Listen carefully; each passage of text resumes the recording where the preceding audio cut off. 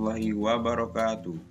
Halo anak-anak kelas 6, berjumpa lagi di channel pembelajaran online Asdi Saputra Channel.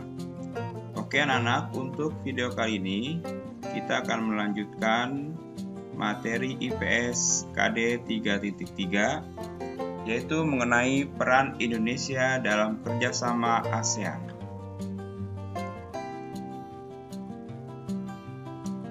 Baik, video ini adalah merupakan video ketiga dari materi peran Indonesia dalam kerjasama ASEAN. Oke, ayo kita simak bersama-sama. D. Peran Indonesia dalam ASEAN. 1. Negara pemrakarsa terbentuknya ASEAN.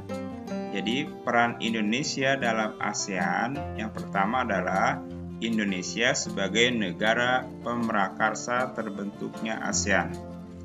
Menteri Luar Negeri Indonesia ikut menandatangani Deklarasi Bangkok sebagai tanda terbentuknya ASEAN, yaitu yang ditandatangani oleh Adam Malik. Kemudian, peran yang kedua adalah Indonesia sebagai tuan rumah SEA Games. SEA Games adalah sebuah ajang di bidang olahraga yang diikuti negara-negara Asia Tenggara. Indonesia sudah 4 kali menjadi tuan rumah SEA Games. Kemudian yang ketiga adalah Indonesia sebagai tuan rumah KTT ASEAN. Anak-anak sekalian, konferensi tingkat tinggi atau KTT ASEAN merupakan pertemuan puncak kepala negara maupun kepala pemerintahan negara-negara ASEAN. Nah, pada November 2011, Indonesia, yaitu dilaksanakannya di Bali, menjadi tuan rumah KTT ASEAN tersebut.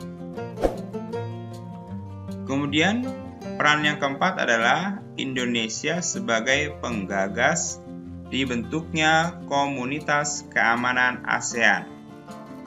Indonesia menggagas dibentuknya Komunitas Keamanan ASEAN untuk menanggulangi tindak kejahatan dan kekerasan militer maupun non-militer, seperti terorisme, separatisme, kejahatan lintas negara, dan perampokan. Kemudian peran yang kelima adalah penengah perundingan damai Kamboja dan Vietnam. Pada tahun 1977 hingga 1979, terjadi perang antara Kamboja dan Vietnam. Konflik antara Tiongkok dan Uni Soviet dianggap mempengaruhi konflik antara Vietnam dan Kamboja.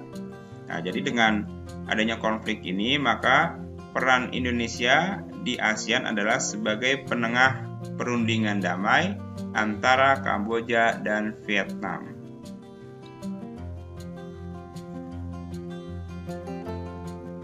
Kemudian yang keenam, membantu perdamaian Filipina dan gerakan pembebasan Muslim Moro. Indonesia membantu upaya perundingan perdamaian antara pemerintahan Filipina dan gerakan pembebasan Moro.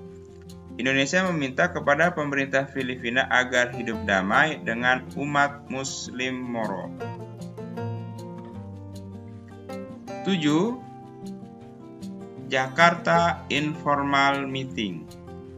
Nah, Indonesia berupaya mendamaikan pihak-pihak yang sedang berkonflik di Kamboja dan mengusulkan pertemuan yang disebut Jakarta Informal Meeting yang mendorong diadakannya konferensi perdamaian di Paris tahun 1989. Nah, baik anak-anak, selanjutnya ayo kita simak video peran Indonesia dalam ASEAN pada video berikut.